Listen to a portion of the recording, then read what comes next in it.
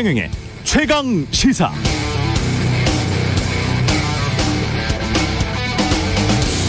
네, 더불어민주당 당권 경쟁 핵심 쟁점 중 하나가 전당대회 룰과 관련된 것인데요.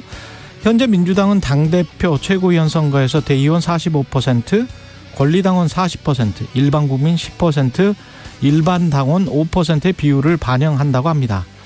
그럼 거의 절반이죠. 45%의 지분을 차지하는 대의원들은 누굴까?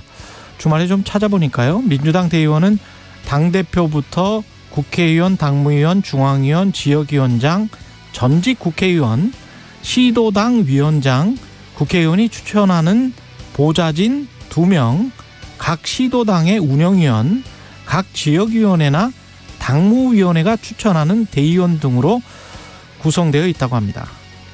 그러면 시도당 위원장이면서 보좌진 2명을 추천할 수 있는 현직 국회의원은 본인이 대의원인 것은 물론이고 본인의 영향력 아래에 있는 대의원까지 합하면, 본인이 지명할 수 있는 대의원까지 합하면 그 표가 몇 표나 될까요?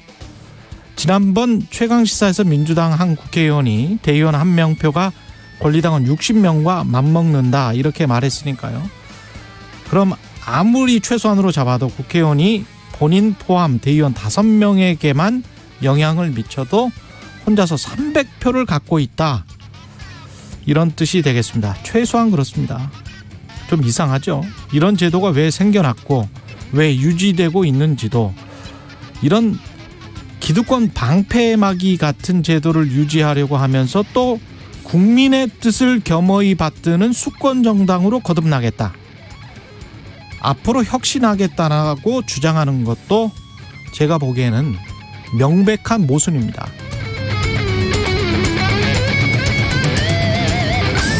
네, 안녕하십니까. 6월 20일 세상에 이익이 되는 방송 최경영의 최강시사 출발합니다. 저는 KBS 최경영 기자고요. 최경영의 최강시사 유튜브에 검색하시면 실시간 방송 보실 수 있습니다. 문자 참여는 짧은 문자 50원, 긴 문자 100원이 드는 샵9730 또는 유튜브 무료 콩 어플 많은 이용 부탁드리고요. 오늘 최강시사 정치의 품격 시즌2 박지원 전 국정원장 만나보고요. 6월 20일 오늘이 세계 난민의 날입니다. 유엔이 지정한. 프랑스 파리의 택시 운전사였죠. 홍세화 장발장 은행장 만나보겠습니다.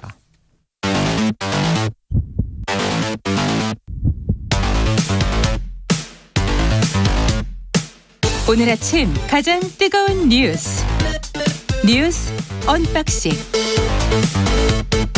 네, 뉴스 언박싱 시작합니다. 김민하 평론가, 민동기 기자 나와 있습니다. 안녕하세요. 안녕하십니까. 예, 유류세 37% 인하한다고 나와 있네요. 정부가 연말까지 유류세 인하 폭을 37%까지 확대를 하고요. 하반기 대중교통 신용카드 소득 공제율을 80%로 높이기로 했습니다. 그러니까 고물가 대응을 위해 도로 통행료라든가 철도 요금 등 공공요금은 하반기 동결 원칙을 내세웠는데, 다만 전기가스 요금은 소폭 인상 가능성을 좀 열어뒀습니다. 추경호 부총리 겸 기획재정부 장관이 어제 비상경제장관 회의를 열고 민생 물가 안정 대책을 발표를 했는데요. 사실 지난 5월부터 유류세 인하 폭은 30%로 확대가 된 상황입니다. 그런데 기름값이 급등하면서 큰 효과를 발휘하지 못했고요. 정부 입장에서는 사실상 마지막 카드를 좀 꺼낸 것 아니냐, 언론들의 대략적인 평가가 그렇습니다. 그리고 지금 37%까지 유류세 인하 폭을 확대를 하게 되면은요, 휘발유는 리터당 57원, 경유는 리터당 38원가량 추가 인하 효과가 나타날 것으로 보이는데, 리터당 57원? 그렇습니다. 그런데 그럼에도 불구하고 가장 큰 변수는 국제유가 상승세가 진정이 돼야 되는데 이게 진정이 안 되면 유류세 추가 인하 효과도 금방 사라질 수 있다는 우려는 계속 상존해 있는 그런 상태고요. 리터당 한 60원 잡아도 50리터 넣으면 3,000원. 그렇습니다. 맞나? 계산이 약해가지고 지금 그러니까 리터당 57원 낮아진다고 하면은요, 휘발유 유류세 같은 경우에 지금 516원 정도, 경유는 38원 정도 낮아진 369원 정도, 이렇게 계산을 하시면 될 것 같고요. 하루 40km 정도 주행한다고 가정을 했을 때 휘발유 기준으로 한 달에 한 7,000원 정도 추가 절감할 수 있다는 게 정부의 계산입니다. 7,000원? 네. 40km 정도 이제 하루 주행한다고 가정을 했을 때 한 달에 7천 원 정도 추가 절감할 하루 수 있다는 40km. 거는 그렇습니다. 예. 그럼 한 달이면 30 하면은 이게 한 몇 킬로죠? 4, 32, 120km. 120km. 예. 네. 근데 그럴 때 7천 원. 근데 국제 유가 상승세가 조금 진정이 됐을 때 이게 좀 어느 정도 이 정도 효과가 발휘될 수가 있는데 만약에 그게 진정이 안 되고 계속 오른다. 계속 오르거나 상승세가 이어지면은 유류세 인하도 효과가 없다. 이 효과도 그렇게 크게 좀 7천 원도 효과 없다. 그렇습니다. 그런 상황입니다. 그러니까 이런 부분에서 이제 지금 뭐 전 차도 없고 기름도 안 넣기 때문에 대중교통 그 신용카드 공제해 준다는 거. 그거는 이제 80%까지 혜택 되는 거예요. 네.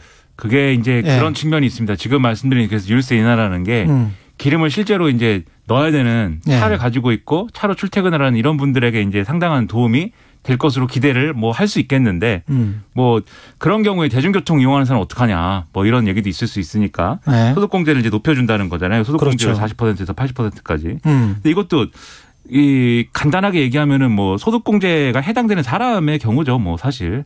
네. 아, 그러네요. 그렇죠. 네. 그렇지 않은 경우는 또 빈 공간이 있고 해서. 네. 근데 이게 또 전반적으로 소득공제율을 높인다거나 그다음에 유류세를 이렇게 인하를 해준다거나 하는 게 또 어떤 드라마틱한 그런 효과는 또 아니기 때문에 그렇죠. 그런 부분에서 여러 가지 모자란 부분들이 있다고 하는데 또 뭐 이 오늘날과 같은 이런 시스템에서 사실 물가를 잡는 데 있어서의 뭐 드라마틱하게 뭘 할 수 있다라는 거는 여러 가지로 또 제한적인 것도 사실이 아니겠습니까?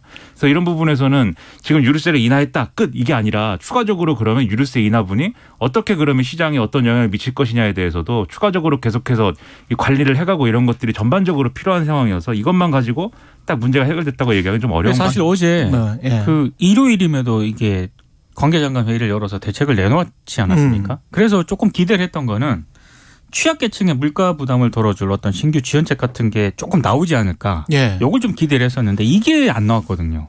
저 차도 없고 뭐 소득공제 받을 일도 없고 그렇죠. 그리고 전기요금이나 가스요금 이런 것들은 일상적으로 누구나 쓰는 거니까 이런 부분에 있어서는 좀 어떤 배려를 기대해야 되는 그렇죠. 그런 계층에 있어서는 좀 더 지원책이 강화된다든지 이런 것도 절실히 필요한 상황인데 그런 부분들은 좀 안타깝습니다.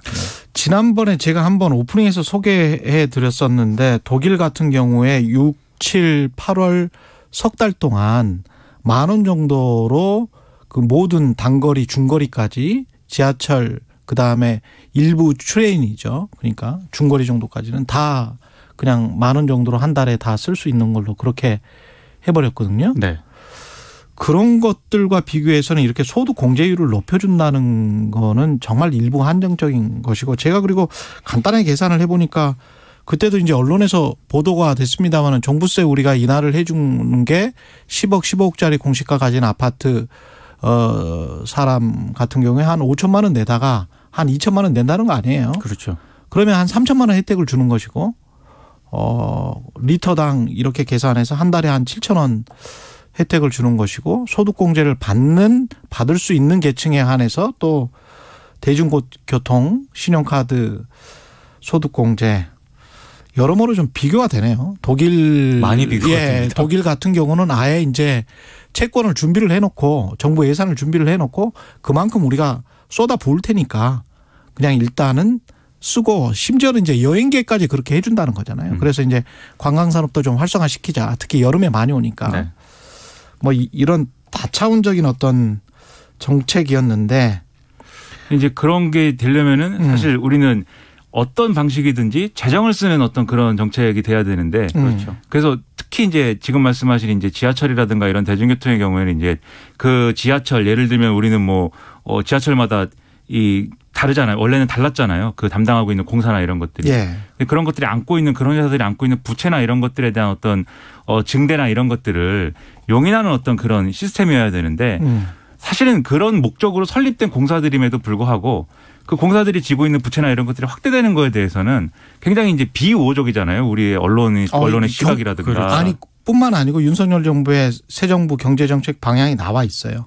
그렇죠. 공기업 구조조정이랄지 이런 것들이 부채를 줄여야 된다라는 거고 그런 거하고 그런 전제를 놓고 보면 사실 재정을 쓰거나 그런 부채를 늘리는 방식의 어떤 재정 운용 방식은 거의 상정을 안 하고 있는 상황이어가지고 그래서 지금 말씀 쭉 드린 이런 대책밖에 사실은 안 나오는 거죠. 이런 뭐 세금을 뭐 줄여둔다든지 뭐 관세를 인하한다든지 뭐 공제를 많이 해준다든지. 근데 그거 한 게 있지 않나 이런 비상 상황에서는 그런 우려가 좀 생각이 됩니다. 우리가 복지 이야기를 할 때 무슨 뭐 두텁게 한층을 특히 이제 어려운 층을 이렇게 막 해주겠다. 그래서 두터운 복지를 하겠다. 이게 이제 보통 보수 정부의 그리고 윤석열 정부 포함해서 이야기였는데 지금 상황만 보면 두텁게 한층 그 특히 특정 계층 저 성층권 근처에 계신 분들 그쪽을 두텁게 감세를 지금 해주고 있는 거예요. 그렇죠. 두텁게 감세 그쪽은 수천만 원 감세를 내주고 밑에 있는 분들은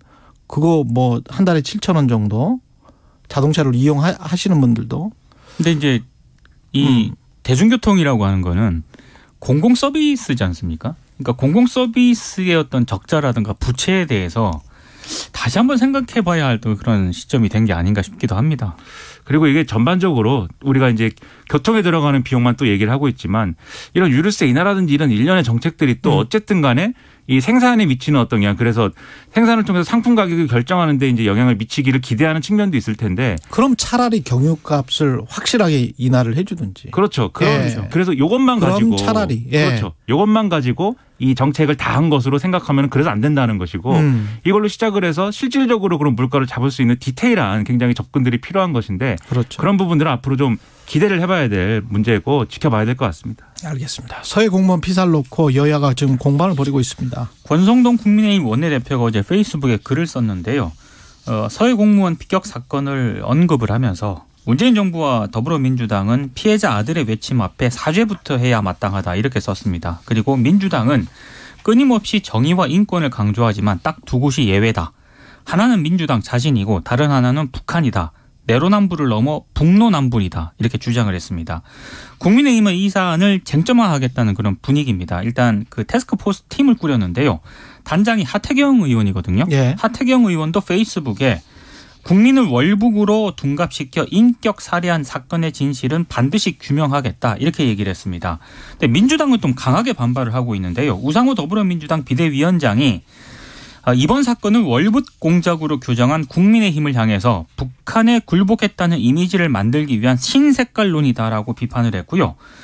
관련 자료를 공개하자는 주장에 대해서도 모든 첩보와 대북 감시 기능을 무력화하겠다는 건가? 국가안보 관련 주요 첩보 내용을 정쟁을 위해 공개하는 나라가 어디 있느냐 이렇게 강하게 성토를 했습니다. 그리고 이 관련 첩보 내용 2020년 9월에 당시 국방위원회나 정보위원회에서 여야 의원들이 같이 열람을 했다. 지금 여당 의원들도 다 보고 월북이네라고 이야기한 적이 있다.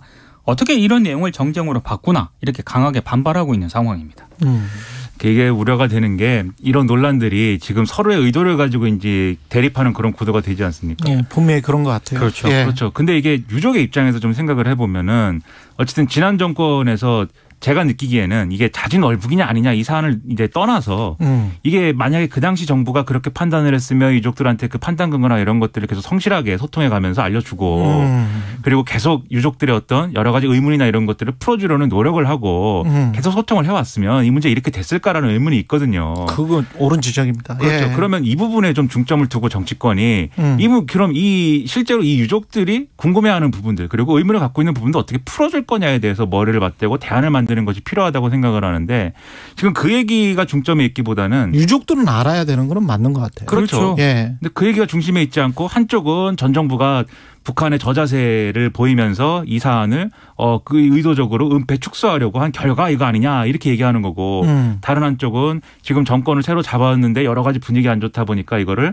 전 정권 사정 국면으로 만들려고 이걸 활용하는 거 아니냐 이렇게 얘기하는 거고 제가 볼 때는 이렇게 해가지고 유족들이 원하는 진상규명이나 이런 게 첫째 되겠냐 둘째 안 되면 이게 이전 정권에서 이 유족들이 절망한 부분이 새로운 정권에서도 풀리지 않으면은 이 유족들 어디 가서 무슨 얘기를 어떻게 합니까? 이게 또 다른 절망이 될 수가 있는 거거든요. 그렇죠. 그리고 유족들 입장에서는 정치적으로 한쪽에서 또 비아냥이나 어떤 비판을 받고 그러면 더 큰 일이거든요. 그렇죠. 이분들은 그냥 진실을 알고 싶은 거예요. 그리고 그렇죠. 우리 언론 입장에서도 진실을 좀 알았으면 좋겠어요. 이 명확하게. 그렇습니다. 근데 이제 그게 뭐 어떤 국가 안보나 이런 것 때문에 안 된다면 유족들한테라도 이건 알려줘야 될 것 같아요. 정확하게. 우리가 정확하게 알고 있는 사실은 우리 해수부 공무원이 북한군에 의해서 사살이 됐고 시신까지 지금 불태워진 그런 상황이지 않습니까? 그렇죠.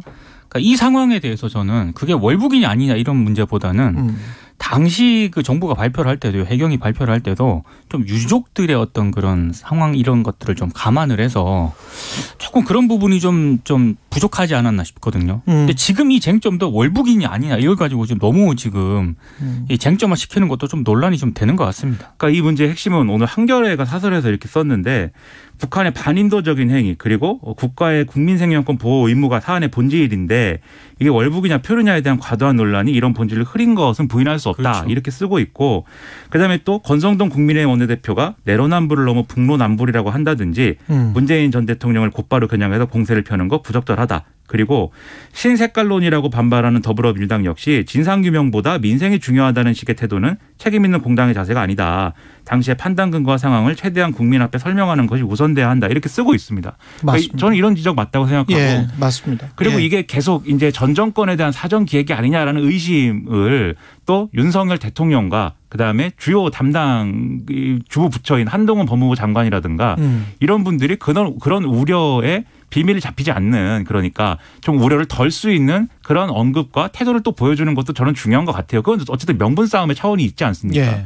그래서 윤석열 대통령도 그런 거 아니다라는 메시지를 명확히 줄 필요가 있고 한동훈 법무부 장관도 예를 들면 최근에 제기된 여러 가지 민감한 수사에 대해서 중대 범죄를 수사하는 데 있어서 뭐 이런 거를 이 기획수사라고 할 사람 어디 있느냐라고 뭐 대놓고 얘기도 하기도 했는데 저는 그런 태도 오히려 오해를 키우는 사안이 될 수 있다고 보거든요.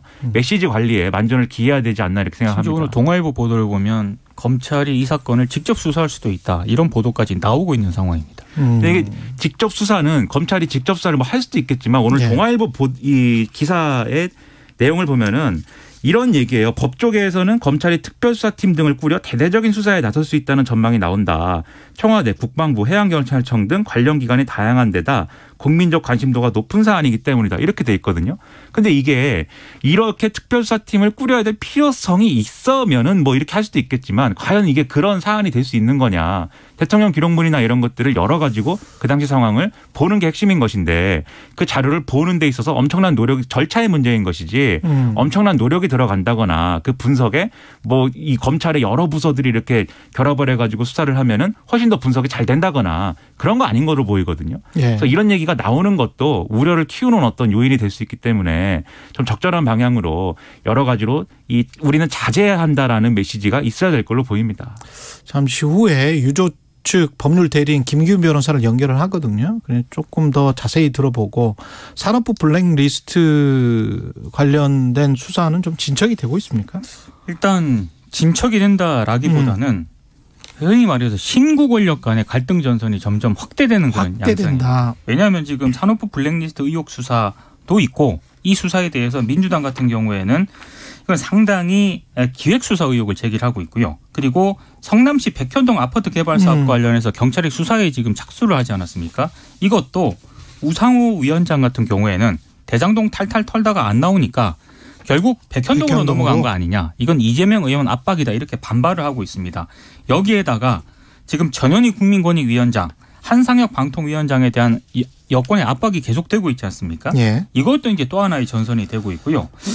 그래서 지금 나오는 얘기가 대통령실이 이전 정부 정보 공개 청구 항소 사건 목록을 지금 파악하는 것으로 지금 알려지고 있는데 이게 이제 정부가 정보 공개를 피했던 사안이지 않습니까? 그 피했던 사안 중에는 김정숙 여사의 옷값을 둘러싼 비서실 특별활동비 등 정보 공개 청구권이 포함이 돼 있거든요. 근데 이걸 대통령실이 지금 목록을 파악하고 있는 것과 관련해 가지고 혹시 전선이 확대되는 것 아니냐. 이제 일부 언론이 이렇게 우려를 제기를 하고 있는데 여기에 대해서 대통령실 측은 전임 정부로부터 업무 인수인계를 받는 과정에서 이른바 현황부터 파악해보려는 단계다. 이렇게 확대 해석을 좀 경계하는 모습입니다. 그러니까 이런 것들에 대한 일련의 행보에 대한 우려를 덜 수 있어야 된다는 거예요. 예를 들면 한겨레 같은 경우에 새 정부가 출범한 지 40일 만에 전임 정부를 향한 동시다발적 공세를 본격화하고 있다. 이렇게 기사를 썼습니다.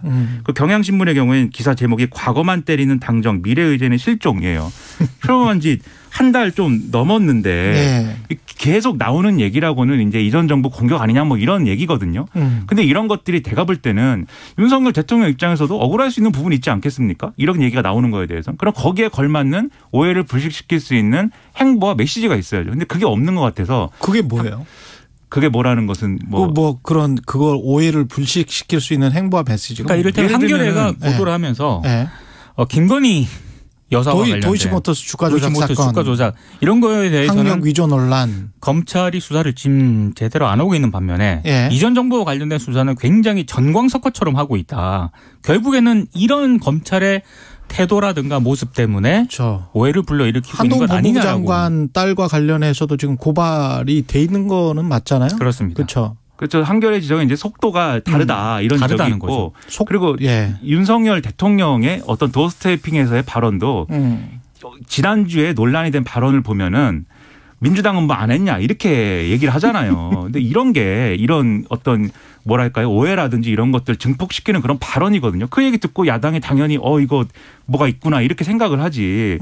그럴 수밖에 없는 거 아니겠습니까? 저는 이런 것에 있어서는 조심해야 된다고 봅니다. 예, 국민의힘 윤리위는 이준석 대표 징계 논의에 속도를 내고 있다. 지금 이준석 대표 같은 경우에는요. 징계 불복하겠다고 이미 공언을 한 그런 상태거든요. 뭐 징계가 나와도 본인은 불복을 하겠다라고 공언을 한 그런 상태인데. 이유가 뭐예요? 여기 그냥 윤리위가 제대로 이걸 다루지 않고 있다. 윤리위가 제대로 다루지 않고 있다. 그러자 국민의힘 중앙윤리위원회가 이런 부적절한 정치적 행위가 재발되지 않기를 바란다는 입장을 내놓았습니다. 사실상 이준석 대표를 향한 경고 메시지인데요. 근데 그럼에도 불구하고 이준석 대표는 윤리위원회가 경찰이 수사 중인 사안을 판단하는 것은 부당을 하고 윤리위로부터 소명 요구를 받은 적도 없다라고 지금 주장을 하고 있는데 지금 문제는 핵심 쟁점은 이겁니다. 이준석 대표가 성비 의혹을 무마하기 위해서 김철근 당대표 전무실장을 제보자에게 보내서 투자 유치를 약속했다는 의혹 이거지 않습니까? 예. 근데 이준석 대표는 자신이 이 각서에 관여한 바 없다라고 주장을 하고 있는데 윤리위가 이 문제를 지금 다룰 거거든요. 아마 이번 주 내로 이 문제에 대한 결론을 내릴 것이다라는 전망이 있는 반면에 다음 주로 연기될 것이라는 전망이 있거든요. 그러니까 이번 주가 상당히 고비가 될 것으로 보입니다. 네, 이양희 윤리위원장, 이양희 교수가 18일 날 내놓은 입장문이 심상치가 않아요. 왜냐하면은 지금 이준석 대표의 주장과 발언의 맥락을 다 반박하는 내용이에요, 이 입장문이. 그래요? 네, 그렇습니다. 그래서 윤리위 활동에 대한 추측성, 정치적 해석이 제기되고 당 사무처의 부적절한 업무 처리로 정상적인 활동이 심각한 지장을 받고 있다. 이렇게 얘기를 하고 윤리위 권한은 제한적인데도 수사기관에 준하는 판단을 요구하는 것은 당원 당규를 제대로 이해하지 못한 데서 비롯된 주관적 주장이다라고 주장하거든요.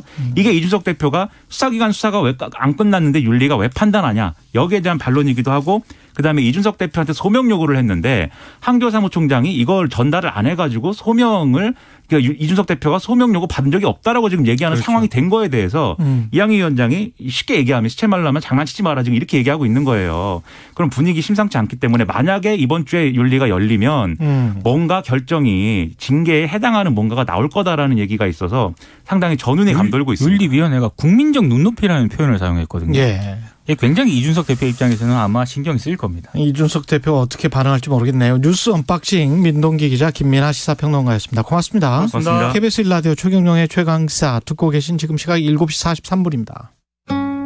출근길 날씨 정보입니다. 제주도는 오늘 저녁부터 올해 첫 장맛비가 내리겠습니다. 그 밖에 전국은 대체로 흐린 가운데 대기가 불안정해서 오후에 소나기가 오는 곳이 있겠습니다. 장마 전선이 덥고 습한 공기를 우리나라로 밀어올리고 있어서 요즘 무더위가 이어지고 있는데요. 오늘도 한낮 기온이 서울과 강릉 30도, 대전, 광주 33도, 대구 34도까지 오르겠고 지금 경상남북도와 전남 지역에는 폭염주의보도 발효 중이니까요. 건강관리에 더욱 신경을 쓰시기 바랍니다. 현재 서울의 기온은 22.8도입니다. 날씨 정보 송소진입니다. 시의 교통 상황입니다. 경부고속도로 서울 방향으로 판교에서 반포까지 1시간 넘게 걸리는데요. 월요일 출근길에 반포 부근에는 고장난 차 여파까지 있습니다. 중부고속도로 하남 방향으로는 서청주에서 오창 분기점까지 밀리고 있고 또 서청주 나들목 지나 갓길에서 사고 처리하고 있어서 주의하셔야겠고요. 서양고속도로 목포 방향으로 순산터널에서 비봉까지 8탄 분기점에서 화성 휴게소까지 밀리고 있습니다. KBS 교통정보센터였습니다. 오늘 하루 이슈의 중심. 당신의 아침을 책임지는 직격 인터뷰. 여러분은 지금 KBS 1라디오 최경영의 최강시사와 함께하고 계십니다. 네, 서해 공무원 피격 사건 정치권 공방 치열해지고 있고요. 유족들은 진상규명을 요구하면서 이번 주에 서훈 전 청와대 국가안보실장 고소하겠다고 밝혔고 문재인 대통령도 필요하면 고발하겠다 이렇게 이야기를 하고 있습니다. 유족 측 법률대리인 김기훈 변호사 연결돼 있습니다. 안녕하세요. 예, 안녕하세요. 김기훈 변호사입니다. 예, 지금 유족들은 지난 정부가 문재인 정부가 월북 프레임을 만들기 위해서 월북했다라고 주장하기 위해서 수사를 조작했다. 이게 지금 핵심 주장이죠? 네, 맞습니다. 월북 공작을 했다. 이게 핵심입니다. 그러면 어떤 그 심증뿐만이 아니고 증거 같은 것도 있을 것 같은데 좀 설명을 해 주시겠습니까? 예, 이제 정부에서 2020년 이제 9월, 10월 월북이라고 발표를 했습니다. 예. 당연히 유족 입장에서는 월북에 대한 증거를 달라라고 해서 정보 공개 청구를 했죠. 예. 이제 그 사이에 이제 국방부, 해경, 청와대가 다 거부를 했습니다. 정보를 안 주겠다. 예. 그래서 저희들이 이제 또 2020년 11월 달에 또 국가인권위원회로 진정을 했습니다. 예. 그래서 2021년 7월 달에 이제 국가인권위에서 결정한 부분이 있었는데요. 그 결정한 내용을 보면 해경이 월북 증거로 본 두 가지 근거가 있었는데, 예. 도박빚이 많다. 그리고 정신적 공황 상태가 왔다라고 해서 발표를 한 적이 있습니다. 예. 이거에 대해서 2021년 이제 7월 달에 해경이 도박빚이 2배로 부풀려서 발표했다. 그리고 정신적 공황 상태에 온 거는 7명의 의사 중에 1명만 그렇게 표현한 건데 그거를 마치 전체적으로 부풀려서 객관적 자료 없이 발표했다 이렇게 결과가 나왔었습니다. 근데 이번에 잠깐만요. 그러면 도박빚이 있긴 있었지만 권익위가 발표한 그 정도 액수는 아니었다. 예, 그 권익위가 이제 국가인권위원회인데요. 예. 2배 이상 예. 부풀려서 발표했다라고 국가인권위원회 결동문에 나와 있습니다. 아, 그렇군요. 그리고 예. 이제 정신적 공황 상태라는 거는 7명의 의사는 그러면 정신적 공황 상태는 아니었다. 7명의 네, 의사 중에서 6명은 7명 이제 자문을 받았는데 예. 이제 그 중에 1명만 그렇게 표현했고 나머지는 이제 잘 모르겠다라고 얘기했는데 나머지는 잘 모르겠다라고 표현. 예, 1명을 가지고 정신적 공황 상태라고 당전적 표현을 한 거죠, 해경에서. 그래서 예, 그 해경에 이렇게 발표한 것이 객관적인 자료로 발표한 거라고 볼 수 없다. 그래서 인권 침해다라고 결정을 했습니다. 그렇게 해서 이제 저희들이 이제 해경 상대로 청와대 상대로 소송한 게 승소를 했습니다. 예. 예, 이제 해경하고 청와대고 이제 항소를 했죠. 예. 이제 그러면서 대통령이 이제 퇴임하시면서 청와대 거는 대통령 기록물로 지정해서 지금 대통령 기록물로 가 있는데 해경 거는 해경에 있었죠. 계속해서. 예. 예, 그래서 지난주 이제 목요일 날 항소를 취하하면서 그동안 해경에서 월북 발표하면서 공개를 거부했던 그 증거를 확보를 했습니다. 그래서 저희들이 지난주 금요일 날 예. 그 공개한 게 무궁화 10호 같이 동료들입니다. 예. 진술 조서인데 오히려 보니까 월북의 증거가 아니라 월북 조작의 증거가 있었던 거죠. 그러니까 해경 자료에는 월북 조작의 증거가 있었다. 무궁화 10호라는 거는 이제 어업 지도선 말씀하시는 거죠? 예, 그렇습니다. 그래서 예. 그 이대준 씨가 같이 타고 있었던 배의 동료들의 진술한 조서죠. 그 진술에는 어떻게 되어 있습니까? 네, 그 진술 조서를 보니까 예. 매우 월북이 아니다라고 하는 게 전체적으로 다 모든 같이 진술한 사람들의 내용이 있었고요. 예. 특히 주목할 점은 월북하려면 방수복을 입어야 된다. 근데 돌아가신 분의 고인의 방에 가봤더니 예. 방수복이 그대로 있다. 또 고인이 평소에 지금 현재 바다에 빠지면 3시간 내에 조체온증으로 사망한다. 예. 이런 말을 돌아가신 분께서 했다는 겁니다. 그러면 결국엔 평소에 여기 지금 바닷물에 빠지면 3시간 만에 조체온증으로 죽는데 방수복을 안 입고 예. 월북했다는 게 말이 성립이 안 된다. 그래서 동료들이 전부 다 월북이 아니다라고 진술했죠. 그러니까 즉 해경에서 월북이라고 발표를 했으면서 항소까지 하면서 그렇게 끝내 거부했던 정보가 월북의 증거가 아니라 월북 조작의 증거가 나왔던 거죠. 그래서 이제 지금 유족 같은 경우는 해경 자료로만은 이게 확정적으로는 말은 못하겠으나 뭐 의심이 드니 좀 다른 자료를 더 봐야 되겠다 이런 입장이신 거죠? 예, 그래서 청와대 것도 예. 보자고 했는데 그게 지금 대통령 지정 기록물로 지정되는 바람에 예. 지금 대통령 기록관에 있어가지고 저희들이 지난달 5월 25일 날 그 정보를 보여달라라고 정보 공개 청구를 해놓은 상태입니다. 그래서 이번 주 6월 23일까지 그 정보를 공개를 할지 아니면 비공개할지에 대해서 알려준다고 회신이 왔습니다. 그러면 그 뭔가 위로부터 해경이 뭐 발표를 할 때 월북이다라고 발표를 하라라고 압력을 넣었다 이렇게 생각을 하시는 거예요? 예, 지금 또 기사를 보니까 민정수석실에서 그런 의도로 수사를 해라라고 해서 지금 보도가 나와 있고 당시 청와대 민정수석실에서 예, 그렇습니다. 당시 청와대 민정수석실이죠. 또 이번에 오늘 뉴스를 보니까 그거를 월북을 발표하기 위해서 다른 사람으로 교체해가지고 발표를 했다라고 또 기사가 나왔고 또 국가안보실 같은 경우에는 스스로 지난주 목요일날 인정을 했지 않았습니까? 지침에 따라서 발표가 변경됐다라고 해서 원래 처음에는 불타에 죽었다 이렇게 발표를 했습니다. 근데 나중엔 추정으로 바뀌었죠. 이런 지침들이 과연 한 개만 스스로 인정한 게 한 개만 있었냐 이겁니다. 이거에 대해서 그동안에 어떠한 지침들이 있었는지 철저하게 수사를 해야죠. 그리고 해경이나 국방부에서 조사를 하고 수사를 하고 있으면 그 자료들을 국가안보실이나 청와대로 올렸으면 청와대는 그거를 보고서 그대로 국민들께 알려야 되는데 어떠한 지시나 지침이 내렸다는 거는 결과를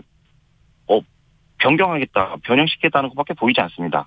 어떤 지시나 지침이라는 게 이제 월북 수사 방침을 서훈 전 청와대 국가안보실장이 내렸다 이렇게 지금 의혹 제기를 하고 계시는 거잖아요.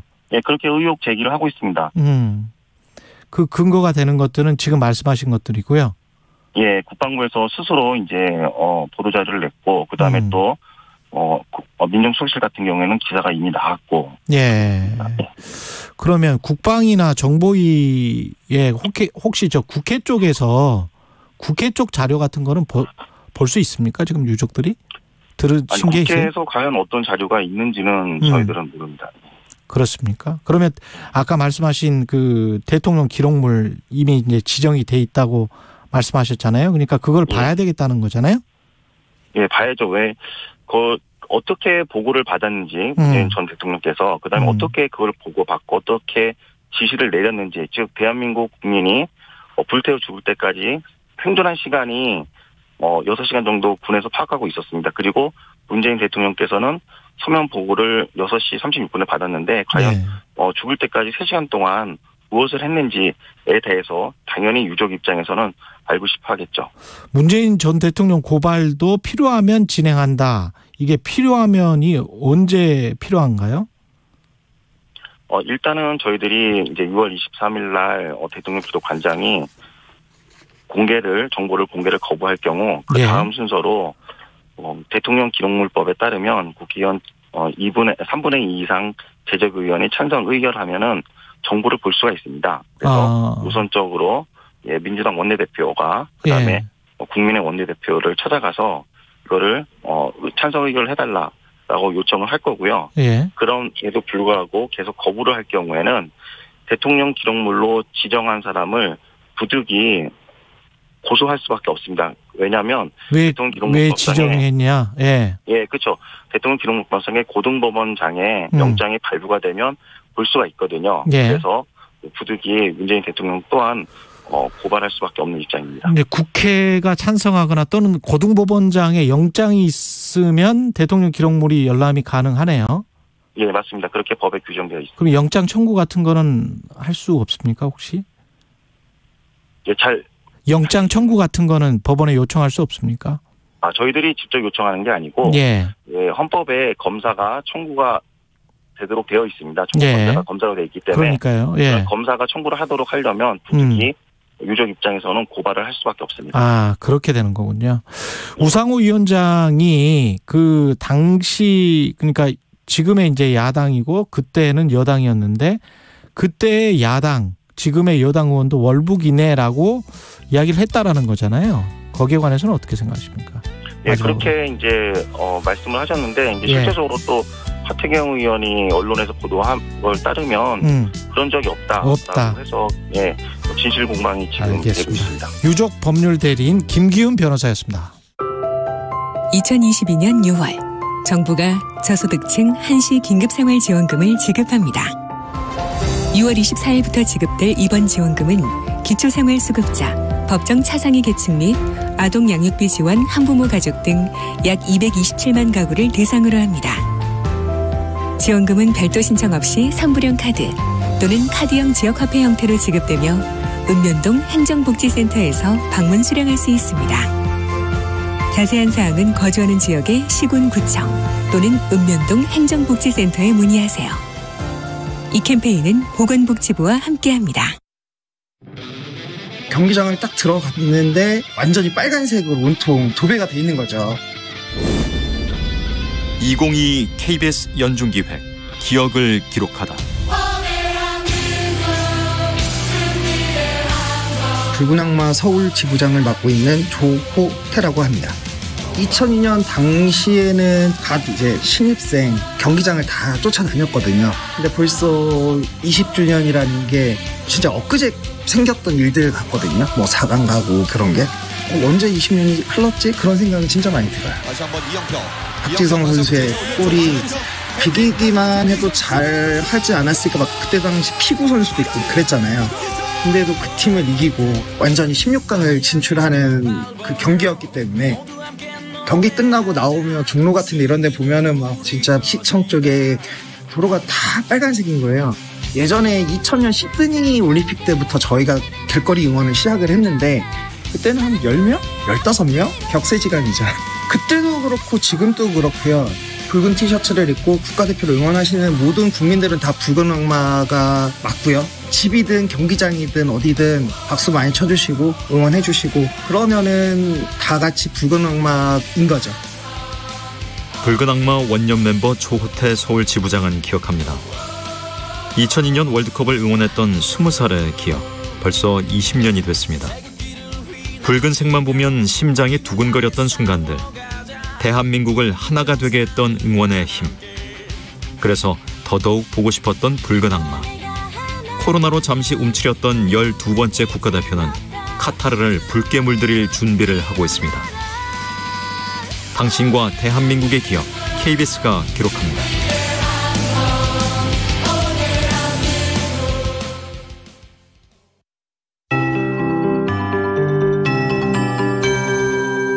KBS 58분 날씨. 장마전선이 덥고 습한 공기를 밀어올리고 있습니다. 오늘도 무더운 날씨가 이어지겠고요. 제주도에는 저녁부터 올해 첫 장맛비가 내리겠습니다. 습도가 높아서 일부 지역은 아침부터 후덥지근한데요. 밤사이 경북 포항에는 열대야가 나타나기도 했습니다. 폭염주의보가 발효 중인 경상남북도와 전남 지역을 비롯해 내륙 곳곳의 기온이 33도를 웃돌 전망입니다.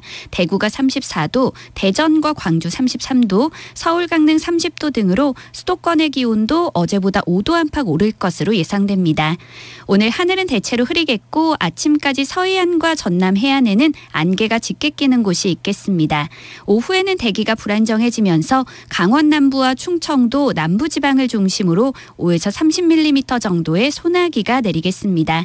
저녁에는 제주도에 장맛비가 내리기 시작해 내일은 남해안으로 비가 확대되겠고요. 예상 강수량은 5에서 20mm 정도가 되겠습니다. 한편 누리호 이송이 시작된 나로 우주센터가 위치한 전남 고흥은 오늘 흐린 가운데 바람이 약하게 불겠고요. 발사 당일인 내일은 비가 내릴 전망입니다. 내일 비가 오지 않는 지역은 30도를 웃도는 무더위가 이어지겠습니다. 현재 서울의 기온은 23.2도, 습도는 87%입니다. 송소진입니다.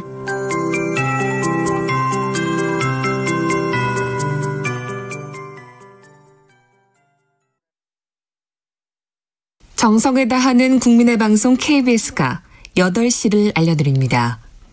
AM 711kHz, FM 97.3MHz, KBS 1라디오입니다. HLKA.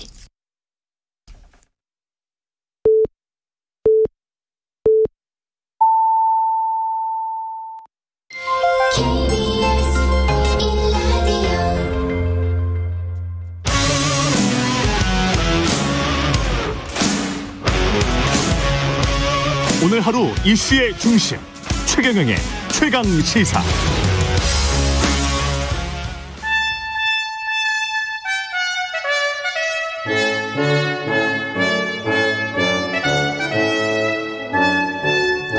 네, 매주 월요일 영원한 현역 박지원 전 비서실장, 전 국정원장과 함께하는 고품격 본격 정치 토크, 박지원의 정치의 품격 시즌2 시작하겠습니다. 오늘도 나와 계십니다. 안녕하세요. 네, 안녕하세요. 예.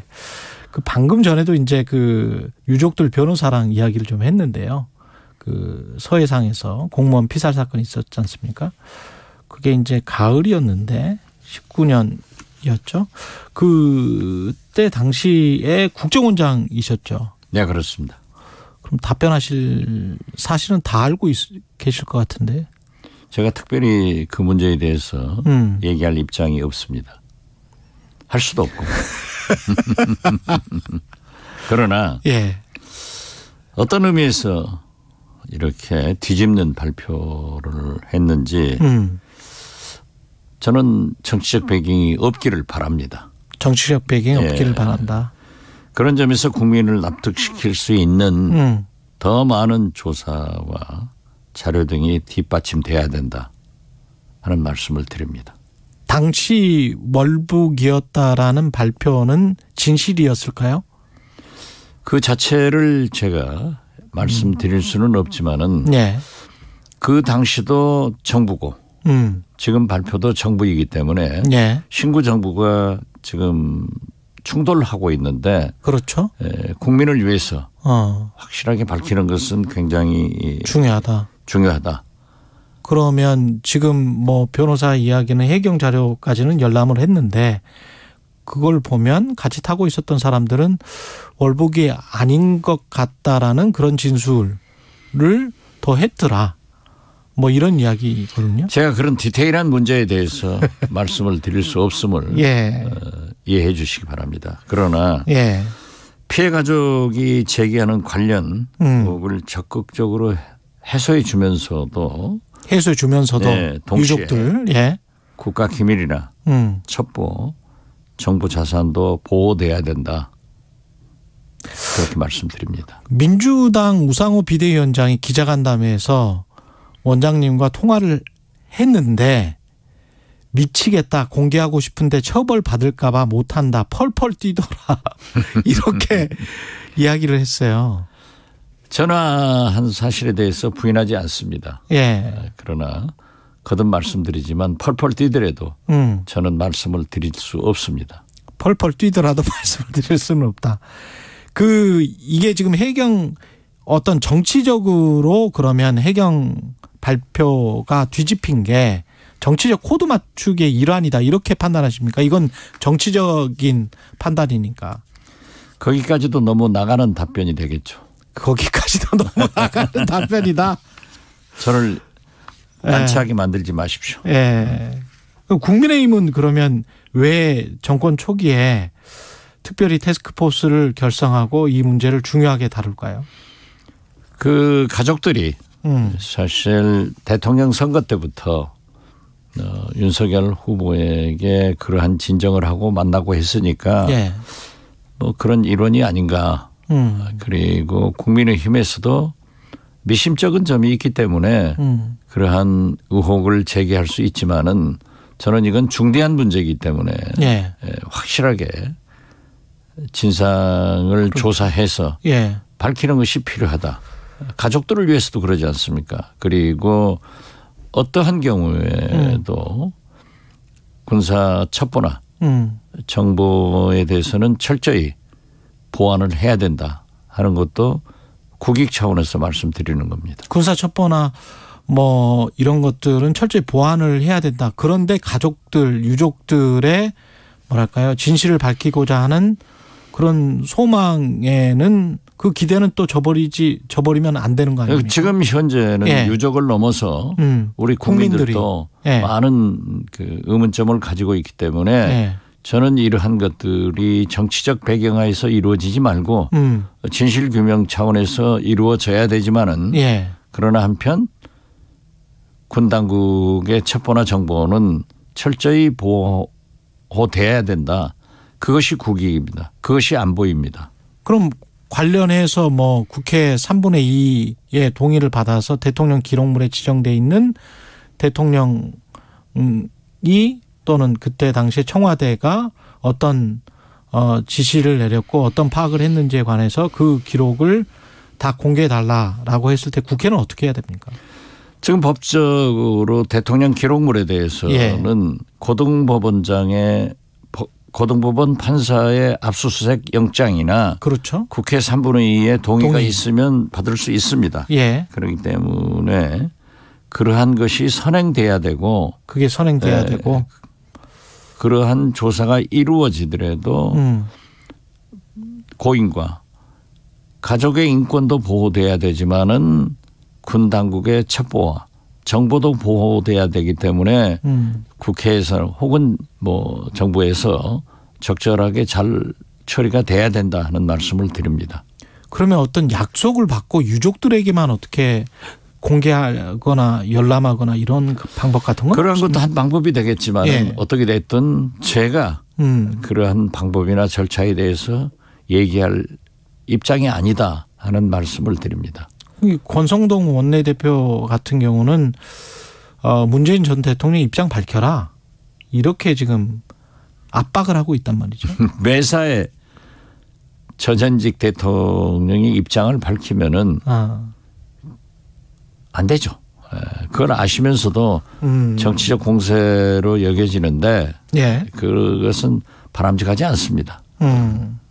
그때 정보위에서 그 당시 이제 국정원장이셨지만 정보위 여야 의원들도 첩보 내용을 열람을 했었을 거 아니에요. 그 자체도 말할 수 없습니까? 예, 제가 말할 수 없습니다.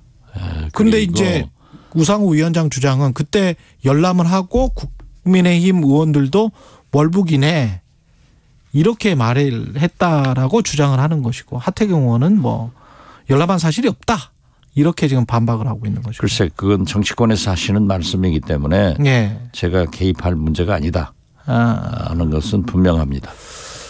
알겠습니다. 이 문제는 여기까지 듣고요. 많이 못 들었는데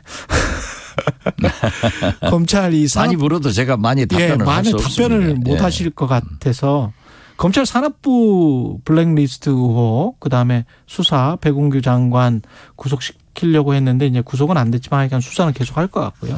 이건 어떻게 보십니까? 저는 윤석열 정부의 성공을 위해서 협력할 것은 협력한다. 그러나 원로로서 충고할 것은 충고해 준다 해서 제가 지금까지 충고한 것은 첫째 윤석열 대통령의 인사가 너무 편중되고 검찰 공화국 될 수가 있다. 그렇기 때문에 균형 조화로운 즉 성별도 지역도 실력 위주로만 할 게 아니라 조화를 이루는 그런 인사를 했으면 좋겠다. 예. 지난주에 두 번째가 예. 도어스태핑. 신선한 건 좋지만은 사고가 날 수 있다. 지금 실수가 계속되고 있잖아요. 예. 세 번째가 김건희 여사의 공적 관리를 위해서 제2부속실을 신설해서 관리해라 하는데 그건 하지 않겠다고 그랬더라고요. 예. 그렇지만 뭐 조용한 내조를 하지 않고 연일 광폭 행보를 하고 있는 것은 국민이 다 알고 있지 않습니까? 예. 그리고 몇 가지 굉장히 큰 실수가 나오고 있어요. 마지막으로 네 번째가 저는 윤석열 정부가 사정 전국으로 가는 것보다는 지금 세계 경제가 어떻습니까?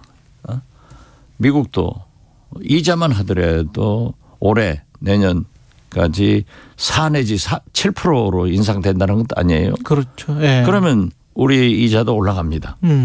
서민들이 대출받은 그 이자를 어떻게 감당할 것이며 물가가 하늘로 치솟고 있습니다. 이런 것을 보아서 저는 경제, 물가에 전념하는 것이 좋다. 지금 국회가 저렇게 싸울 때가 아닙니다. 지금이 사정정국 할 때냐? 저는 그렇게 봅니다. 물론 죄가 있는 것은 할 수 있겠지만은 예. 저는 이 사정정국을 제일 잘 이끌 사람은 윤석열 대통령입니다. 검사 출신, 검찰총장 출신이기 때문에 그래서 저는 사정을 하더라도 간단하게, 간결하게, 신속, 빨리 끝내는 것이 좋다. 지금은 경제에 전념할 때다. 이렇게 네 가지의 건의를 드렸는데 뭐 받아들이는 것도 있고 안 받아들이는 것도 있겠죠. 예. 그러나 저는 지금 그럴 때가 아니다 하는 것을 다시 한번 말씀드립니다. 혹시 어떤 정치적인 목적 때문에 이익 때문에 사정을 하고 있다라고 그렇게 의심하십니까? 윤석열 대통령이나 한동훈 법무부 장관은 아니라고 말씀하지만은 또 국민의힘에서도 그렇게 말씀하지만은 일반적인 국민은 그렇게 받아들입니다. 우리는 지난 30년간 과거사 진상규명, 진상조사, 적폐청산 진짜 국민들이 지쳤습니다. 이제 할 만큼 냈기 때문에 물론 죄가 있는 것은 검찰이 과거에 살기 때문에 할 수는 있지만은 예. 저는 최소화하고 신속히 해서 빨리 화두를 경제로 넘기자 하는 말씀을 드립니다. 저는 이게요 가장 잘 해결해 줄 사람이 그래도 윤석열 대통령이고 또 지난 30년간 지긋지긋하게 했지 않습니까? 예. 그러한 것을 우리 국민들은 다 정치 보복으로 느끼고 사실 제가 국정원장이 돼서 저는 건의를 그렇게 했습니다. 이명박, 박근혜, 이재용 부회장 등을 빨리 사면하자. 그렇게 해서 국정원장이 되셔가지고 용서를 통해서 국민 통합으로 가야 된다. 왜 김대중 만델라 대통령이 예. 세계적 존경을 받냐. 그렇게 탄압받고 정적들로부터 죽을 고비를 다 지났지만은 용서하고 통합으로 갔지 않느냐. 저는 다시 한번 윤석열 대통령께서 통큰 결정을 해야 우리 국민 통합이 되고 그러한 역사를 끊어주고 경제를 대비할 수 있다. 이렇게 말씀드립니다. 그 이명박 박근혜 이재용 사면하자라고 말씀하신 거는 국정원장이 되고 나서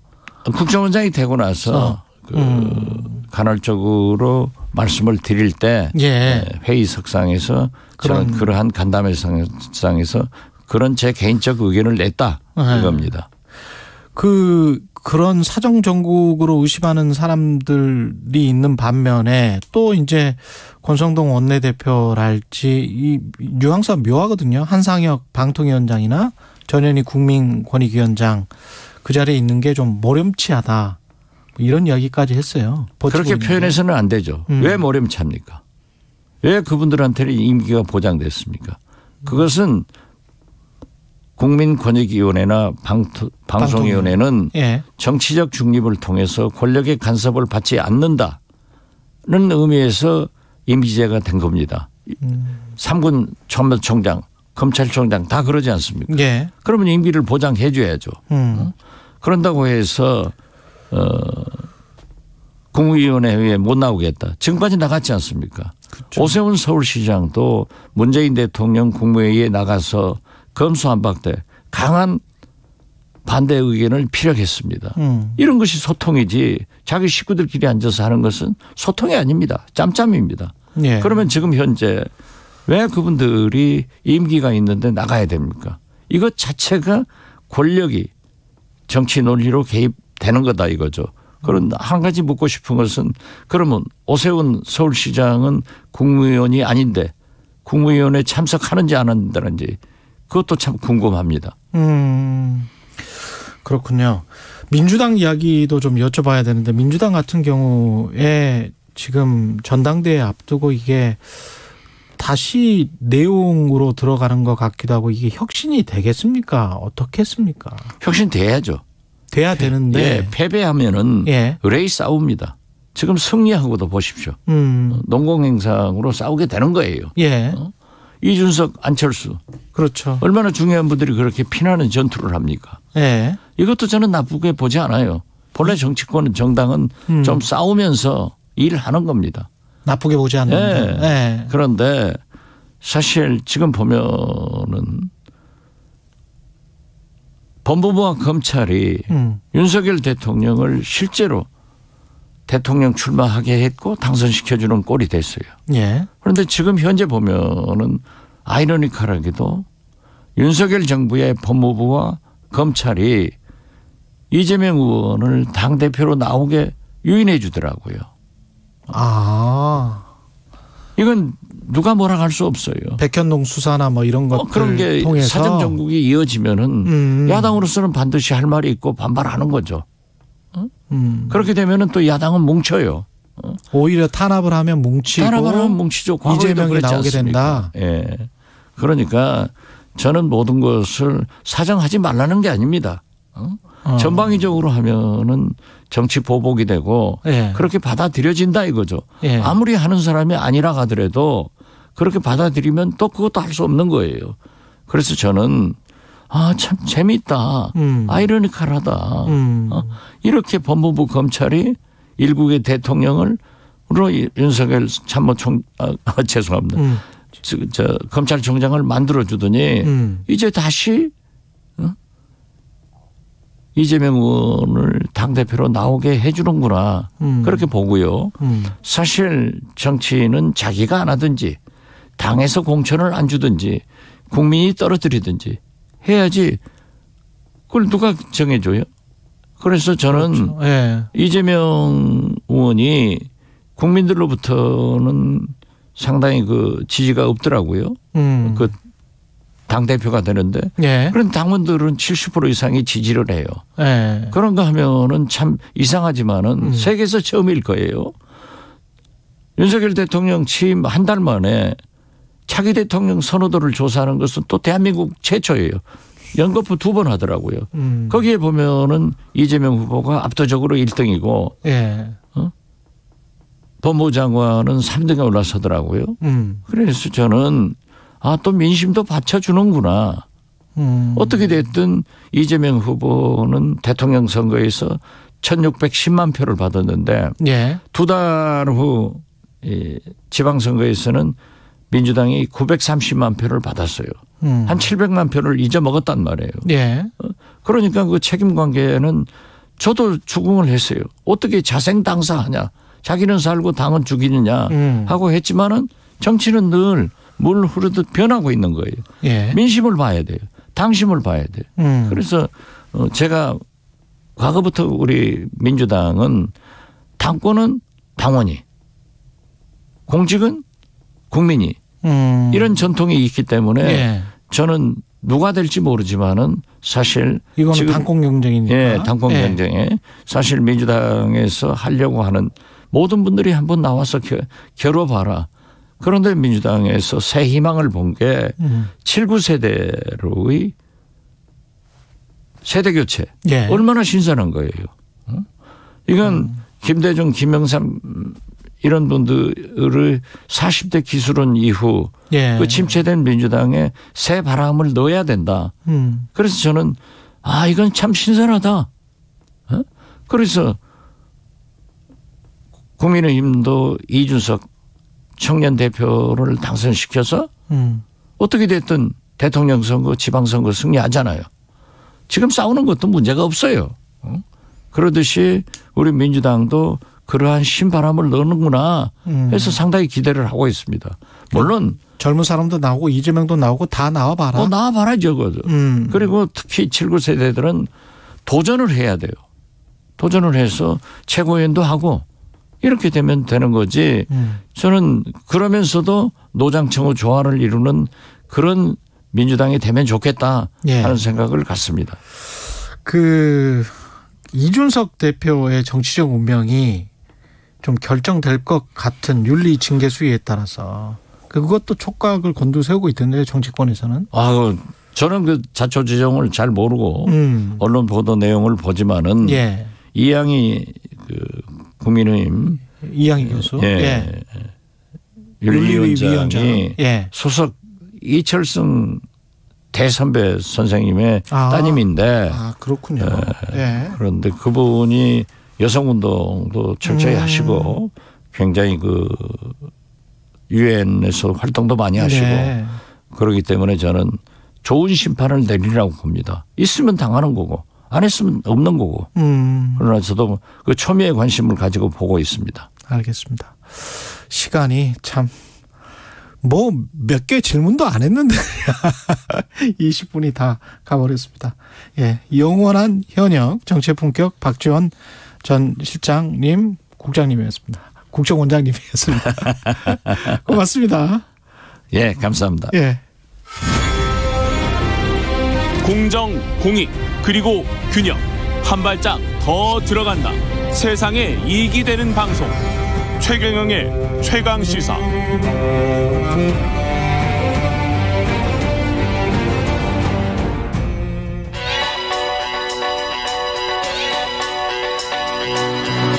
최강시사. 김봉신의 눈. 김봉신의 눈 여론조사 분석 시간인데요. 여론조사 전문업체 메타보이스 김봉신 대표 자리하셨습니다. 안녕하십니까? 안녕하십니까? 여론조사 개요. 일단 한국갤럽부터 소개해 주시죠. 한국갤럽 자체 조사인데요. 지난 6월 14일부터 16일까지 사흘간 전국만 18세 이상 남녀 1000명을 상대로 무선 90%, 유선 10% RDD 표본 프레임에서 무작위 추출해서 전화면접 방식으로 이루어졌습니다. 표본 오차는 95% 신뢰 수준에 플러스 마이너스 3.1%포인트, 응답률은 8.7%입니다. 신뢰 수준 플러스 마이너스 3.1%포인트. 국정운영평가 나왔습니다. 어떻습니까? 윤석열 대통령? 살짝 빠졌는데 오차 범위 내에서 4%포인트 줄어서 이 50% 선이 살짝 무너진 것처럼 보였습니다. 49%. 근데 이제 또 부정평가가 5%포인트 많아져서요. 38이 됐습니다. 이게 오차 범위가 신뢰 수준이 플러스 마이너스 3.1%포인트이기 때문에 다음 주까지 한번 보죠. 더 봐야 됩니다. 격차는 20%포인트에서 11로 확 줄어든 거죠. 긍부정의 격차가. 진보 성향자, 중도 성향자 어떻게 각각 나왔나요? 진보 성향자 중에서 9%포인트 빠졌고요. 중도 성향자 중에서 7%포인트 긍정률이 낮아졌습니다. 그렇군요. 여기서 재미있는 거는 이제 긍정평가가 30대에서 11%포인트, 40대에서 10%포인트 빠져서 이제 경제 활동 인구가 많은 연령대에서 좀 많이 빠지고 있습니다. 3040에서? 자영업자? 자영업자 중에서 10%포인트 빠졌고요. 사무관리직에서 11%포인트 적어져서 이게 사실은 이 자영업자는 유가 등 물가에 반응하는 것 같고요. 그럼요. 사무관리직은 금리 인상에 대한 불안감이 반영되고 있지 않은가. 그래서 금리와 물가 둘 다에 지금 비상등이 켜진 것 같습니다. 자세한 사항은 선거 여론조사 심의 홈페이지 참조하시면 되고요. 이 한국갤럽 긍부정평가의 이유 같은 게 있을 텐데 응답자들은 왜 이렇게 생각을 하고 있습니까? 먼저 이제 긍정평가 이유에 대해서는 소통 잘하고 있다가 이제 4%포인트 많아져서 11%인데요. 국방 안보는 8%포인트 이 정도로 나왔습니다. 나머지 중에서는 결단력, 공약 실천, 집무실 이전 이런 정도로 나와서 아주 구체적인 내용보다는 좀 기대감이 있다, 좀 잘한다, 뭐 이렇게 보여지는데 이 부정평가, 예, 부정평가 이유에서는 인사 문제가 11%포인트 적어졌다고 하지만 21%로 되게 집중되어 있습니다. 인사 문제가 여전히 여전히 좀 불협화음이나 이게 좀 매끄럽지 않은 것 같고요. 직무 태도가 6%포인트 많아져서 두 자릿수로 올라섰는데 11%. 이게 부정적이다. 예, 근데 여기서 이제 갤럽이 밝히기로는 극장, 빵집 방문 논란이라든지 직분 소홀 이런 것들이 있어서요. 이걸 직무 태도로 봤군요. 예. 좀 사변적인 활동이 많고 국정에 좀 집중해 줄 거를 요구하는 어떤 그런 국민 민심이 반영된 것 같습니다. 그러니까 부정평가 중에서 경제 민생 살피지 않음. 예, 이것도 이제 6%가 됐는데요. 3% 이게 이제 갤럽이 요거 특별히 표시한 내용은 3% 이상 많아지면 갑자기 많아지면 요거를 표시해 주는데 여기 지금 표시가 됐습니다. 그렇군요. 그래서 이게 6%가 돼서 경제 민생에 집중해 달라라는 그런 목소리입니다. 국민들. 정당 지지도는 어떻습니까? 정당 지지도는 살짝 이렇게 좁혀지는 듯 하지만 사실은 이제 국민의힘이 2%포인트 아주 미세하게 빠졌고요. 그거와 이제 대조적으로 더불어민주당은 1%포인트 많아져서 30입니다. 이게 그러니까 추가적으로 43대 30. 예, 43대 30인데 더 하락이 안 됐습니다. 민주당이. 아직 내부적으로 갈등이 일부 있는 것처럼 비춰지는데도 이게 더 하락되지 않고 30% 선에 딱 걸쳤습니다. 지금 오차범위 내니까요. 변동은 오차범위 냅니다. 관련해서는 더 봐야 될 것 같고 이게 어떻게 봐야 될까요? 이렇게 뭐 정체 둘 다 그 정도 선에서 유지되거나 뭐 이런 상황은? 그렇죠. 예. 정당과 관련해 가지고는 두 당에서 아직 갈등이 있다고는 하지만 완전히 해결된 것도 아니고 논란이 계속되고 있고요. 역시 국민의힘도 그 영향이 좀 있는 것 같습니다. 그래서 이게 더불어민주당이 더 빠지지는 않을 것 같다라는 느낌은 좀 있거든요. 20대 후반 정도가 바닥이다. 초반까지 빠질까 하는 생각은 있습니다. 지금 여기를 봐서는요. 한국갤럽 조사에서 특이한 게 향후 1년간 집값 등락 전망도 또 물어봤어요. 이게 현재보다 내릴 것이다. 이게 내릴 것이다라는 전망이 확 올라갔습니다.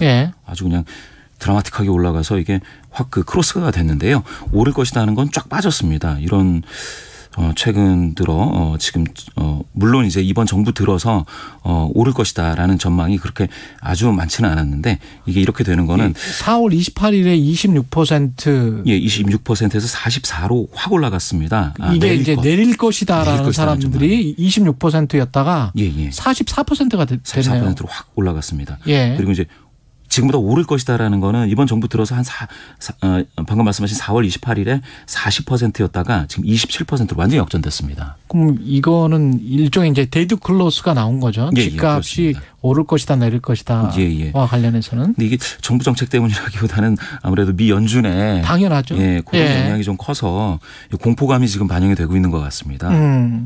그런 것들이 근데 또 정당이랄지 현재 집권 여당이랄지 또는 대통령의 국정 수행 평가랄지 이런 것들에 또 영향을 알게 모르게 주겠죠. 어떻게 보세요? 맞습니다. 아까 말씀드렸듯이 그 자영업자에서도 빠지고 또 화이트 칼라 사무관리직에서도 빠지고 하는 것들은 물가뿐만 아니라 이 금리 인상 불안감. 그렇죠. 그리고 이미 잘 알고 계시듯이 이제 증시도 확 변동이 됐고요. 국가 경제 전망, 경기 전망도 지금 상당히 안 좋네요. 상당히 안 좋습니다. 굉장히 안 좋은 상황인데요. 지금 이게 이제 2020년 이후에 좀 잦아들었다가 나빠질 것이라는 전망이 절반을 넘어버렸습니다. 53%가 응답자 53%가 국가 경제 즉 경기가 나빠질 것 이렇게 응답을 했습니다. 이게 지난 달 조사 대비 상당히 긍정 전망은 부정 전망이 13%포인트 급격하게 많아진 거고요. 긍정적인 전망은 7% 폭락한 겁니다. 그러네요. 코로나19 이전보다 더 높은데. 이게 굉장히 좀 문제여서 30대, 40대, 50대 중에서는 절반 이상 특히 이제 40대, 50대 허리 세대에서는 이 부정 전망이 64, 66 막 이렇게 국가 경제에 대해서? 국가 경제에 대해서요. 보수 성향자는 진보 성향자 뭐 이것도 나뉩니까? 경제 전망이? 예, 정확히 보셨습니다. 이 보수 성향자들은 아무래도 좋아질 것이라는 전망이 이번 정부 들어서 좀 그래도 유지가 됐는데요. 그렇죠. 예, 나빠질 것이라는 전망이 18%포인트 더 많아졌습니다. 보수 성향자들이. 그럼에도 불구하고. 예, 공포감에 지금 사로잡혀 있지 않겠느냐라는 거고요. 진보 성향자들도 마찬가지로 12%포인트 더 많아져서 59입니다. 예, 보수 성향자도 절반입니다. 예. 나빠질 것이라는 전망이. 예, 이런 것들이 정치적인 유불리에 영향을 미치겠네요. 각 당이 좀 잘 봐야 되겠습니다. 예. 오늘은 한국갤럽밖에 못하겠습니다. 시간이 안 되네. 예, 여론조사 전문업체 메타보이스의 김봉신 대표였습니다. 고맙습니다. 예, 감사합니다. 예.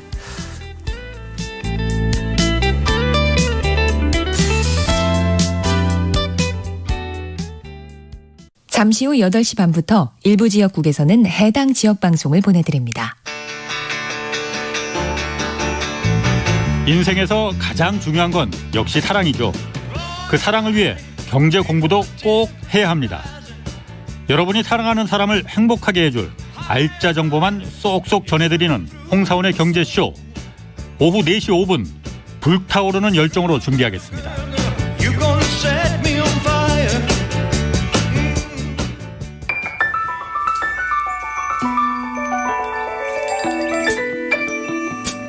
부족해도 괜찮아요. 실수해도 괜찮아요. 길을 잃어도 괜찮아요. 우리에겐 우리가 있잖아요. 매일 오후 5시 5분 주진우 라이브. 지금 시각은 8시 30분입니다. KBS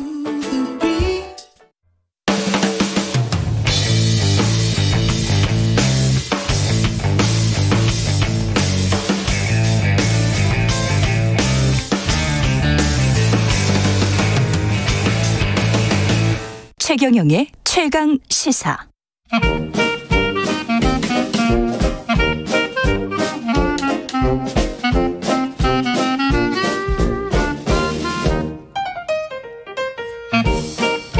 네, 최경영의 최강 시사 경제합시다. 월요일은 명쾌한 경제 이야기 해보고 있습니다. 오늘도 박정호 명지대학교 특임 교수 나오셨습니다. 안녕하십니까? 예, 안녕하세요. 지난주에 미 연준 자이언트 스텝 0.75%포인트 금리 인상 단행했고요. 최근에 이제 내부 문건이 좀 공개가 됐는데 한쪽에서 4% 많게는 7%가 돼야 된다? 예. 이거는 충격적인데. 맞습니다. 저도 이런 무책임한 사람들 같으니라고 4에서 7이면은 이 편차가 연준이라는 것은 좀 전에 말씀해 주신 것처럼 0.25%포인트씩 굉장히 세부 조정하고 정교한 수치를 발표해야 되는데 이 4에서 7이면 이게 범주가 너무 넓어서 저도 한번 이분들도 지금 너무 옥신각신 하는구나 생각을 하고 있는데요. 자, 그럼에도 불구하고 이 수치를 어떻게 일단 받아들이고 지금 금리를 어떻게 받아들여야 되느냐부터 먼저 말씀을 드리면 이제는 모든 조금 학자들도 사람인지라 조금 발언을 좀 세게 하시는 분도 계시고 의사결정을 조금 굉장히 신중하게 하시는 분들도 계시잖아요. 그럼요. 그런데 이제는 신중하게 하시는 분들마저도 침체 내지 스태그플레이션에 초입해 온 것 같다라는 얘기를 다 하시는 상황인 것 같아요. 그러니까요. 자, 그렇다면 이 경기 침체 그다음에 물가 상승 이거에 대해서 이제 모두가 다 동의하는 컨센서스가 돼버렸을 때 물가 상승을 잡으려면 어떻게 해야 되느냐. 기본적으로 중립금리보다 기준금리가 더 올라가야 된다라는 게 원칙이에요. 이 중립금리가 뭔지 간단하게 설명드리면 중립금리는 일하고 싶은 사람은 정상적으로 다 일을 하고 경기가 과열되지도 또 침체되지도 않는 적정 수준의 경제 성장률, 잠재 성장률이라고 불러요. 이만큼을 지속적으로 달성하는데 적합한 금리 수준을 말합니다. 그러니까 과열도 침체도 아닌 그냥 그런 수준을 말하는 거죠. 적당한. 바로 그런 경제를 달성하기 위해서 미국은 그런 상황일 때는 금리가 얼마여야 되는데라는 그 지표가 있거든요. 그렇죠. 그거를 연준 위원들이 점을 찍어서 내 의견은 그 중립금리가 요 정도 되는 것 같습니다. 찍는데 그게 한 2.3에서 2.5 사이가 왔다 갔다 해요. 퍼센트로. 예. 2.3에서 2.5. 예. 예. 즉 기준금리가 2.3에서 2.5% 사이 정도 되면 그러면 이거는 경기가 과열도 침체도 아니고 물가도 안정적입니다라는 의견들인 거예요. 중론이. 예. 근데 지금 거기 한참 못 미치잖아요. 그렇죠. 아직 1.75라고 해야 되니까. 예. 그러니 아직까지 금리 인상의 폭이 더 많이 가속화될 가능성이 있는 거죠. 왜냐하면 지금 같은 상황이라면 경기가 적정 시점보다 금리가 낮다는 거잖아요. 그렇죠. 예, 기준금리가. 그럼 기준금리가 낮다라는 건 돈을 싸게 빌려줄 테니 소비하시고 투자하시고 고용하세요를 시그널로 주는 형국이 돼버린 거니. 아직은. 네. 그러니 이거는 물가를 잡겠다는 금리 수준은 아직은 아니라는 거죠. 그렇죠. 자, 그래서 정리를 하면 미국 연준의 위원들이 경기를 올리지도 낮추지도 않는 중립금리라는 것보다 아직까지 지금 금리 수준이 낮다라고들 인식하고 있는 것이니 예. 요 다음번 회의 이제 한 달 남은 거죠. 요 뒤에도 또 광폭의 인상 적어도 인상은 무조건 될 것 같다. 그렇죠. 이렇게 보고 있습니다. 네. 그러면 1.75에서 0.5를 올리면 만약에 0.5를 네. 올린다고 하면 2.25가 되는. 그래도 중립금리보다 또 낮은 거죠. 그렇죠. 그러니 예. 적어도 그러면 2.3에서 뭐 2.5 사이가 되면 그게 그냥 똑같은 수준이라는 것이니 예. 물가 잡으려면 훨씬 더 높아야 되잖아요. 그렇죠. 그러니 3% 이상은 당연한 것 같고 당연하다. 4에서 7% 사이 이런 의견들이 나오는 게 아마 제 소견으로는 7% 말씀하신 분은 강한 충격을 줘서 빨리 끌어내려야 된다라는 의견이신 것 같고 4는 충격까지는 좀 그렇지 않을까요? 네. 라는 의견이신 것 같아요. 근데 뭐 4에서 7% 4나 5만 돼도 조금 부도날 위기에 처하는 국가들까지 나올 것 같은데요. 기업은 물론이고. 맞습니다. 예. 벌써 뭐 저도 한두 번 말씀을 드렸습니다만 스태그플레이션이면 구조조정이라는 단어가 그리고 금리 그 과정에서 금리 인상이 일어나면 그렇죠. 구조조정이라는 단어가 따로 그 연관지어서 나온다라는 게 정설입니다라고 뭐 말씀을 드렸는데 이미 시작이 된 것 같아요. 미국의 빅테크 기업들도 감원 소식들이 좀 있고요. 예. 중국의 또 역시 빅테크 기업인 바이두, 텐센트, 알리바바도 여러 가지 표현들을 통해서 감원을 공공연화하고 있어요. 뭐 예를 들어서 혁신성 인재를 중심으로 한 재편이라든가 그거는 뭐 기업 못하는 사람은 일단 나가야 된다라든지 네. 뭐 이런 표현인 거죠. 좀 이제 무서운 표현들이 이제 먼 미래를 보고 막 투자를 더 해야 되는 회사들 입장에서 먼저 선도적으로 나온 거고요. 네. 그 회사들은 지금 돈을 더 끌어 쓰더라도 그 더 투자를 해야 될 입장의 회사들이니 금리 변동에 더 민감할 수밖에 없는 것이죠.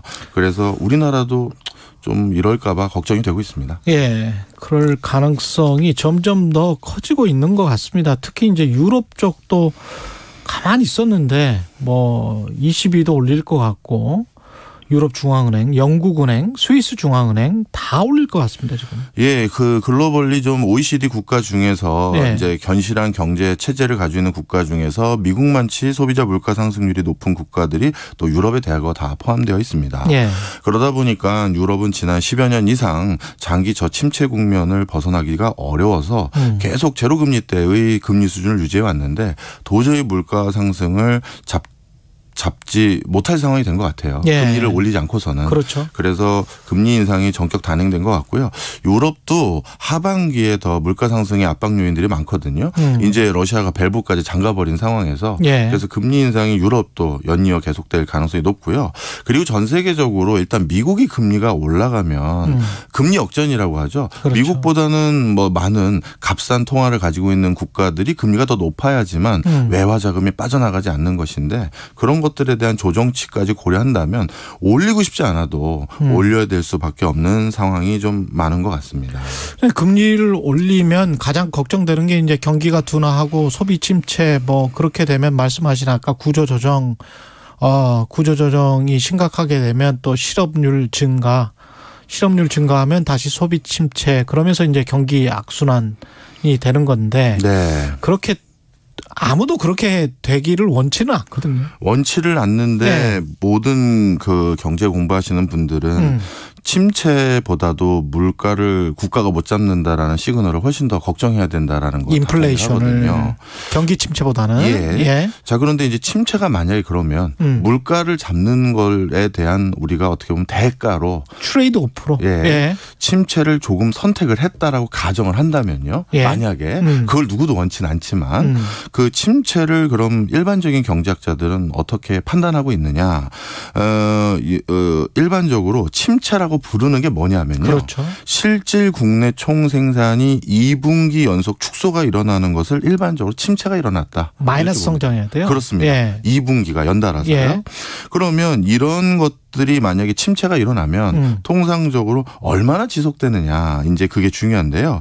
2차 세계대전 이전까지는 이렇게 2분기 연달아 경제 성장률이 떨어졌을 때 11개월 정도 지속되는 게 평균치였고요. 그런데 2차 세계대전 이후 일어난 침체라고 불리우는 것들은 얼마가 일어났냐 하면 18개월 정도가 일어났고 그다음에 오일 쇼크 이후에는 그 기간이 더 늘어서 25개월 이상이 지속된 경우들이 많아요. 그랬군요. 그러다 보니까 한번 침체라는 어떤 단어가 지정될 수 있는 상황이 연출되면 요즘은 거기를 극복하는 데 걸리는 시간이 훨씬 더 오래 걸려지고 있다. 이렇게 보시면 되겠습니다. 그럼 우리도 뭐 이왕 맞을 거 그냥 매를 빨리 맞는 차원에서 금리를 인상을 특히 또 금리가 역전이 되면은 해외 자본 유출이랄지 이런 것들을 걱정해야 되는 나라기 때문에 우리도 할 수밖에 없는 거죠. 금리 인상은. 금리 인상은 일단 할 것 같고요. 그리고 금리 역전이라는 게 비정상적인 상황이기 때문에 이걸 오래 두는 것은 아무리 우리 내부에서 자신감 있는 경제학자 그러니까 우리 경제 괜찮다. 역전이 일어나도 큰 이상이 없다라고 말씀하시는 분들조차도 금리 역전이 오래 지속되면 그건 아니죠. 라고는 다 의견에 공감을 하세요. 지금 똑같습니까? 1.75 같다고 보면 됩니다. 그러니까 이제 우리가 올려야 될 상황이 정상적인 거죠. 그렇죠. 아마 어느 수준인지는 모르겠습니다만 올릴 것 같긴 합니다. 자, 그런데 우리나라만 하더라도 그래도 주력 산업군이 ICT를 기반으로 한 미래지향적인 산업이 좀 많기 때문에 나름 좀 역전 이런 걸로 해도 좀 견디기도 하고 할 것 같은데 문제는 우리보다 조금 더 후진국이라는 표현 요즘 잘 안 쓰지만 개도국에 해당되는 국가들이에요. 어려운 쪽. 예전엔 그러면 좀 전에 설명드렸던 예전엔 침체가 더 빨리 극복됐는데 요즘은 왜 점점 침체를 전 세계적으로 평균치가 이렇게 길어지는 이유가 뭔가요? 했을 때 방금 말씀드렸던 미국이나 유럽 이제 서구 국가들이 개도국들의 침체를 빨리 극복하는 걸 예전만큼 도와주지 않아요. 본인들도 힘들어서? 그것도 있고요. 예전에는 냉전이라는 게 있기 때문에 우리가 도와줄게. 해서 저쪽 진영으로 넘어가지 않게 만들어야 되잖아요. 넌 내 편이니까. 그렇죠. 내가 도와줄게 걱정하지 마. 괜히 사회주의, 공산주의 이런 거 신경 쓰지 마. 반대로 공산 진영도 마찬가지고요. 그러니까 이번 침체 같은 경우는 그 어느 때보다도 선진국이 발등에 불이 떨어졌고 자기들 앞가림도 못 하거든요. 그렇죠. 그런데 개도국, 저 북아프리카, 중남미 국가, 또 중동의 저개발 국가들 이런 것들까지 신경 쓰지 못할 가능성이 많아요. 그러네. 그러면 그들 국가들은 이번에 또 아랍의 봄에서도 그게 확인됐거든요. 그렇죠. 아랍의 봄에 침체로 국면으로 돌아선 국가들이 코로나19 전까지도 절반 이상이 10년 동안 1인당 GDP가 더 떨어졌어요. 지난 10년 동안. 아무도 도와주질 않으니까요.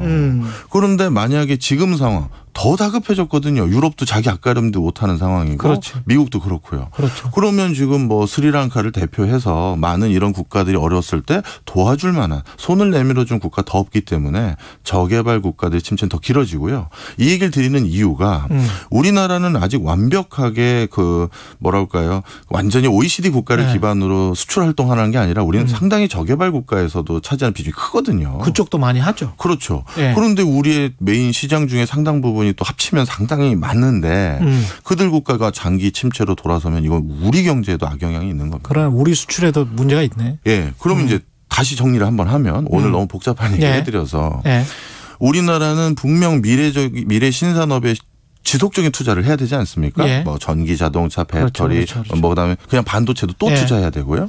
그런데 그런 걸 투자하는 데 있어서 지금 주저할 수밖에 없는 금리 인상이 생겼고, 그다음에 기존에 돈을 벌어왔던 군 중에선 저개발 국가에서 상당한 비중이 있었었는데 그쪽 매출이 좀 줄어들고 그쪽 매출이 줄어들면 벌어서 투자하기도 어렵고 돈 빌려서 투자하기도 어렵고 우리나라도 아까 제가 참 입에 담긴 뭐합니다만 이게 침체 내지 더 심하게 말하면 구조조정 이런 단어가 우려되는 구조적인 이유죠. 한파가 밀려오고 있습니다. 명지대학교 박정호 특임 교수였습니다. 고맙습니다. 감사합니다. KBS 1라디오 최경영의 최강시사 듣고 계신 지금 시각 8시 43분입니다.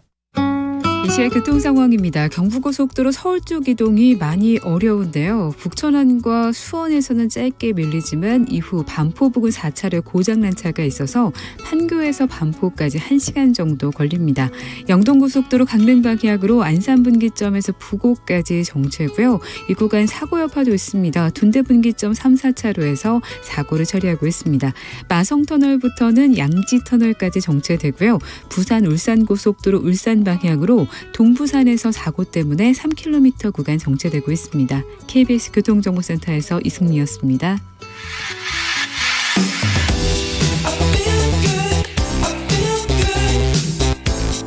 세상에 이익이 되는 방송 최경영의 최강시사. 네, 오늘은 세계 난민 날인데요. 난민의 날입니다. 러시아와 우크라이나 전쟁 100일 넘게 이어지는 지금 유엔 난민기구에 따르면 전 세계 난민 인구가 1억 명을 넘었다고 합니다. 베트남 인구보다 많은 숫자. 이렇게 되면 좀 감이 오시겠습니다. 예, 난민 1억 명이 넘었다. 더 이상 남의 이야기가 아니다라고 할 수 있겠고요. 난민 이야기 파리의 택시 운전사 홍세화 장발장 은행장 스튜디오에 모셔서 이야기 나눠보겠습니다. 안녕하세요. 안녕하세요. 예, 선생님이 프랑스 파리에서 난민이었다. 이거를 잘 모르시는 분들도 있을 것 같은데. 아, 그런가요? 예, 네, 그럴 수 있죠. 예, 네, 난민이었고 이주 노동자였다. 네, 선생님 네. 이야기부터 좀 해주십시오. 그러니까 그 박정희 정권 말기에 제가 그 파리에 무역회사에 파견 나가 있었는데요. 그때 한국에서 이제 제가 가기 전에 활동했던 그 반독재 민주화 운동 그 난민전 조직인데 그게 이제 발각이 되면서 동료 선배들이 이제 다 잡혀가고 이런 상황에서 이제 제가 난민 신청을 한 것이죠. 망명 신청, 난민 신청을 한 겁니다. 네, 그렇습니다. 그래서 이제 거기서 이제 이주 노동자로 이제 살게 됐던 것이죠. 그때 그 생활은 어떻게 하셨어요? 그러니까 그게 이제 택시 운전도 하고. 택시 운전을 하셔서. 예, 그렇습니다. 그래서 이제 파리에 택시 운전사가 되신 건데 그 난민 같은 경우는 프랑스에서 살만 하셨습니까? 어땠습니까? 결국 뭐 이주 노동자인데 한국의 경우하고 좀 다르게 거기 이제 오래되기도 했기 때문에 결국 투표권만 없을 뿐이지 이 프랑스의 국내 내국인들과 똑같이 사회보장이라든지 이런 혜택을 다 받을 수 있어서요. 노동도 할 수 있고요. 그러니까 당연히 이제 노동 허가제가 있으니까 제가 이제 택시 기사도 할 수 있었던 거죠. 한국에 와 있는 이주 노동자가 할 수 있나요? 안 되죠. 그렇죠. 그러니까 고용을 그 회사에서 해줘야 될 거 아니에요. 그러니까 이제 한국의 경우에는 이제 이게 고용 허가제는 고용주에게 허가하는 거고, 그렇죠. 노동 허가제는 노동자에게 하는 거잖아요. 그렇죠. 그러니까 한국에 와 있는 이주 노동자들은 노동권이 없는 겁니다. 노동권이 없네. 네. 그러니까 그냥 대상이에요. 그냥 아무것도 할 수가 없네, 경제 활동을.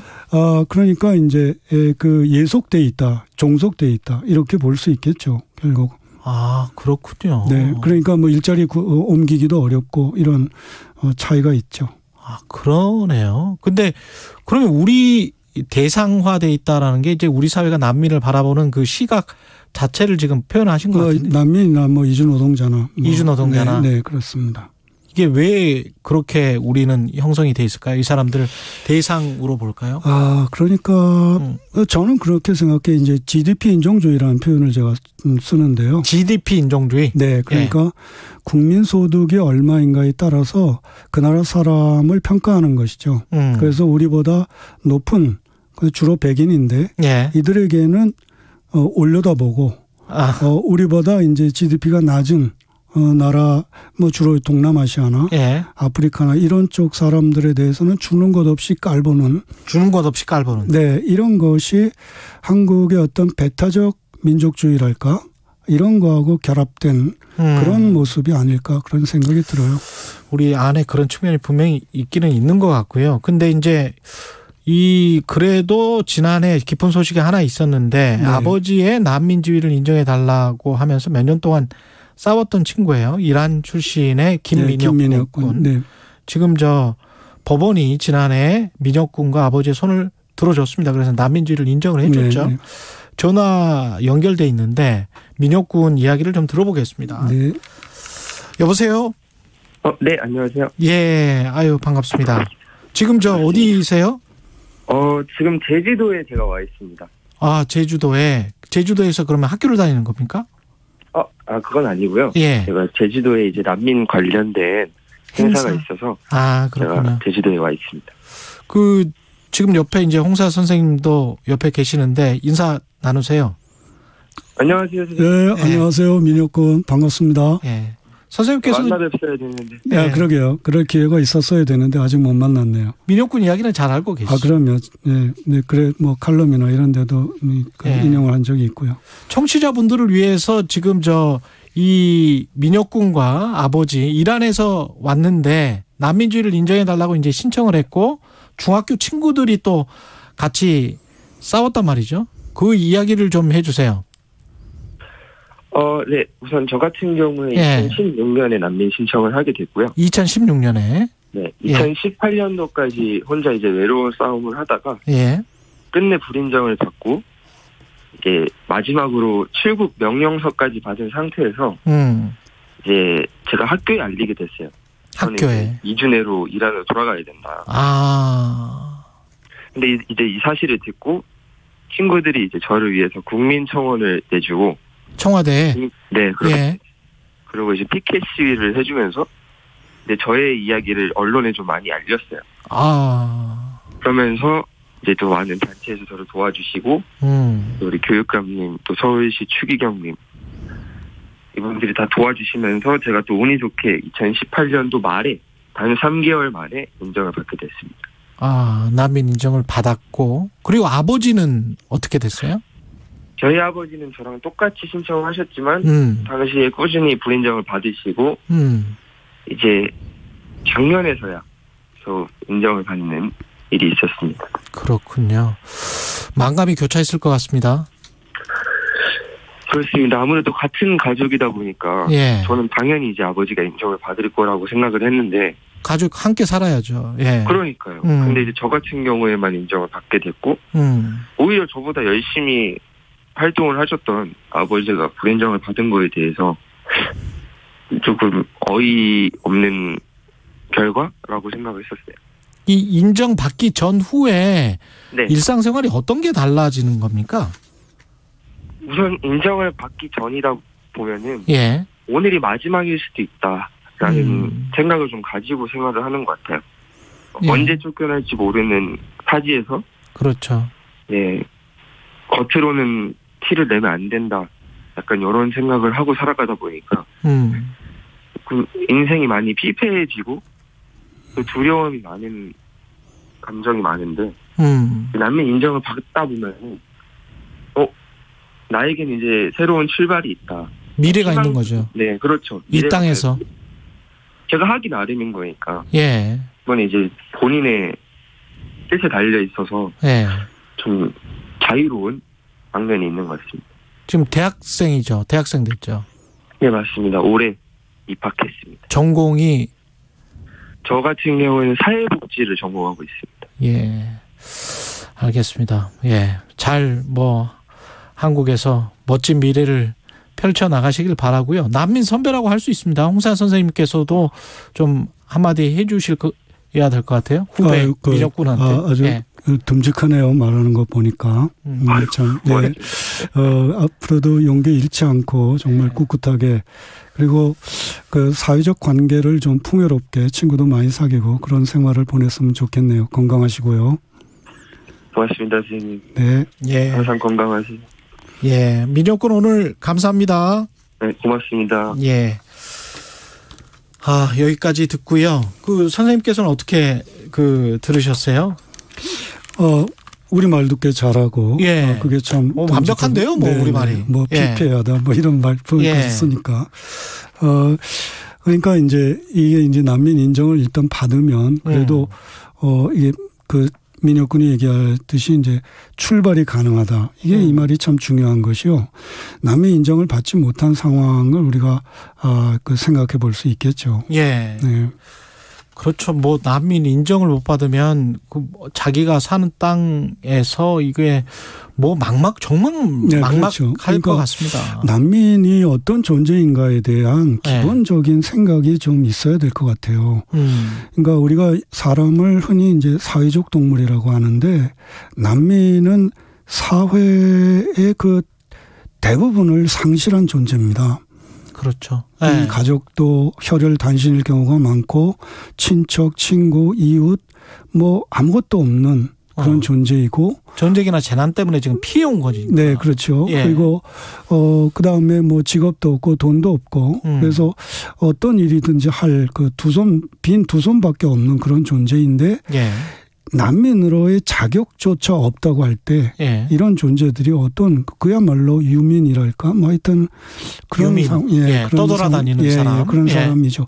그게 지금 그런 면에서 한국은 난민 심사나 이런 것이 너무 지나칠 정도로 엄격하게 하고 있는. 난민 심사를 어떻게 합니까?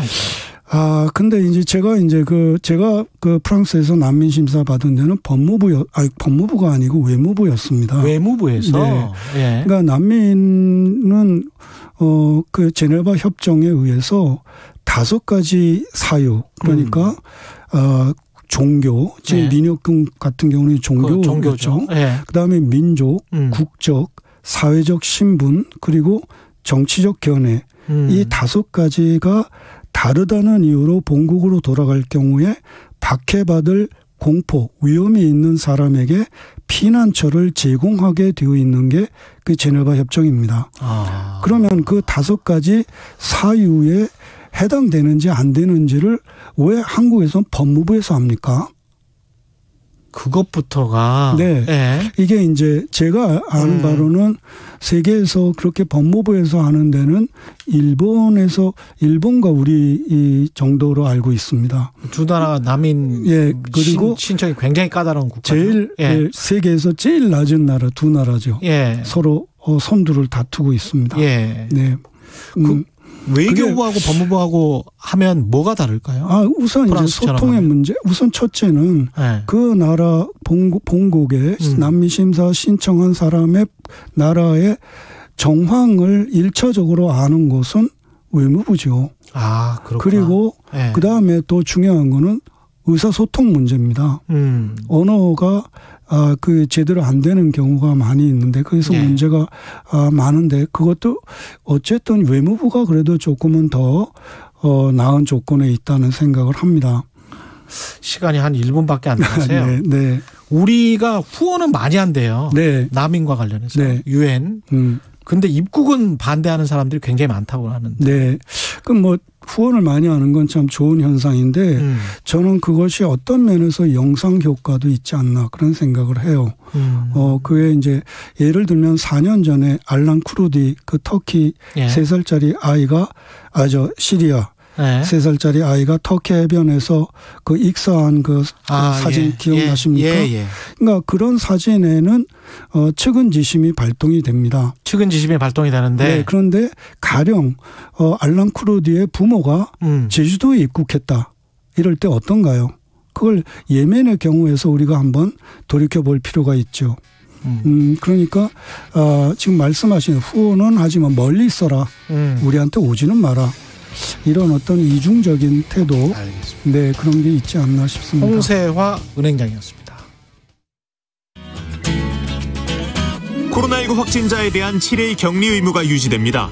격리 의무를 완화할 경우 재확산 시기를 앞당기고 피해 규모가 커질 수 있다는 판단에서인데요. 하지만 요양병원과 시설 입소자에 대한